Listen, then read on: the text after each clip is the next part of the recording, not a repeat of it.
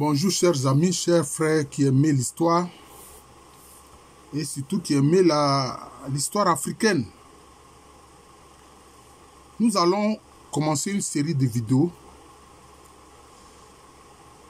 C'est des vidéos que je veux très courtes pour expliquer certains aspects de l'histoire de nos ancêtres. Certains aspects précis de l'histoire de nos ancêtres. Ça permet de connaître, disons, leur pensée profonde, leur culture, etc. Et cette vidéo que je fais, je vais l'intituler « Le patriarche et le grand tambour chez les Aïzi ». Les Aïzi, j'ai fait une vidéo sur les Aïzi et je crois que j'ai fait même 2 vidéos sur les Aïzi, le peuplement Aïzi. Les Aïzi sont dans des villages comme Tiagba, quel village encore que je peux citer, Ningi Asoko, Ningi Saf, Tefredji, etc. Ils font partie de ce qu'on appelle les Akans lagunaires.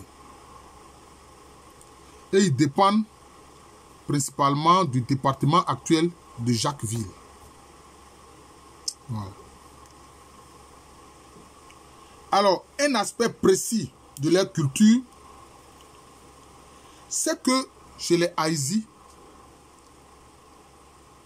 le patriarche, le chef de lignage et tout détenteur d'autorité, il a établi entre lui et le grand tambour un lien. Alors que vous savez que le tambour, chez les peuples akans en général, c'est une institution. D'ailleurs, même partout en Afrique, le tambour était une institution. Le tambour, ce n'est pas seulement un objet qu'on joue, non, non, non. C'est toute une institution. C'est pour ça que chez les Akans qui ont eu à bâtir des royaumes, des États, même si quelqu'un est condamné à mort, qu'il arrive à aller toucher le grand tambour, il n'est plus exécuté. Alors, chez l'Aïzi, d'une façon singulière, d'une façon particulière, le patriarche, le chef de lignage et tous ceux qui sont détenteurs de l'autorité, notamment aujourd'hui avec les chefs de terre qui sont, en fait, les chefs de terre, ce sont ceux qui parlent au nom des ancêtres, c'est eux qui font les libations, etc., qui s'adressent aux ancêtres pour le bien de la communauté. On les compare au grand tambour. Voyez? Cela veut dire que quoi? Leur personne même est sacrée. Voyez? Tout comme chez les Akans qui ont créé des royaumes, etc., le roi est sacré. Le roi est sacré, sa personne est sacrée. Vous voyez?